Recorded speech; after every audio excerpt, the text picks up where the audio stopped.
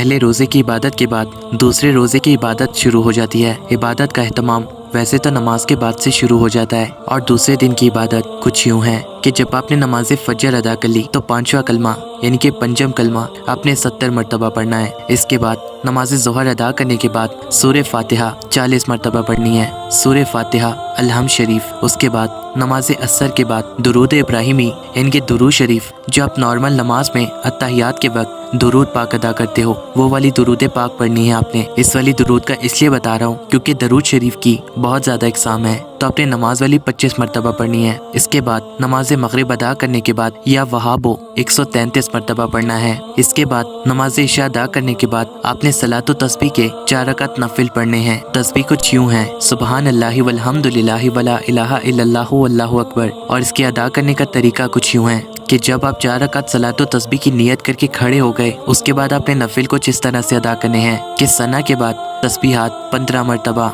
सूरह फातिहा और सूरत के बाद 10 मरतबा, रुकू की तस्बीहात के बाद 10 मरतबा, रुकू से उठकर तस्बीह और तहमीद के बाद कोमा में 10 मरतबा, पहले सजदे की तस्बीहात के बाद 10 मरतबा, फिर अपने जलसे के दरमियान यानी दोनों सजदों के दरमियान 10 मरतबा पढ़नी है, फिर दूसरे सजदे की तस्बीहात के बाद 10 मरतबा, दूसरी रकात में सूरत फातिहा से पहले 15 मरतबा, किरात के बाद 10 मरतबा यानी सूरत के बाद 10 मरतबा, रुकू में तस्बीहात के बाद 10 मरतबा, कोमा में रुकू के बाद खड़े होकर 10 मरतबा, दोनों सजदों में 10-10 मरतबा, सजदों के दरमियानी जलसे में 10 मरतबा। इस तरह फिर आप तीसरी और चौथी रकात पढ़ें। हर रकात में 75 मरतबा यानी 75 मरतबा और तमाम रकातों में 300 मरतबा आपने पढ़नी है। अगर मिसाल के तौर पर आप किसी जगह तस्बीह पढ़नी भूल जाएं तो इससे अगले रुकन में फिर आपने अपनी गिनती पूरी कर लेनी है। तो ये थी कुछ छोटी सी इबादत। और रमज़ान करीम के दूसरे रोज़े के बारे में हज़ूर सल्लल्लाहु अलैहि वसल्लम ने फरमाया, अल्लाह ताला रमज़ान के दूसरे दिन हर एक कदम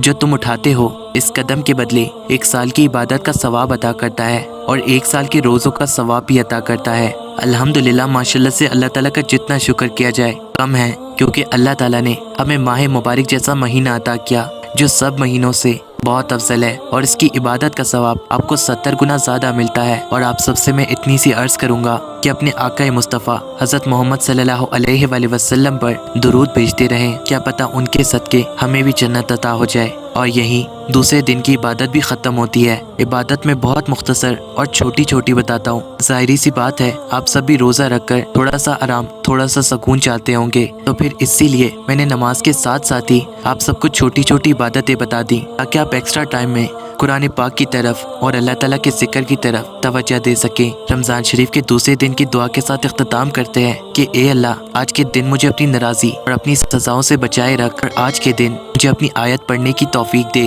और अपनी रहमत से ए सबसे ज़्यादा रहम करने वाले, आमीन। ना तेरा खुदा कोई और है, ना मेरा खुदा कोई और है। ये जो रास्ते हैं जुदा जुदा, ये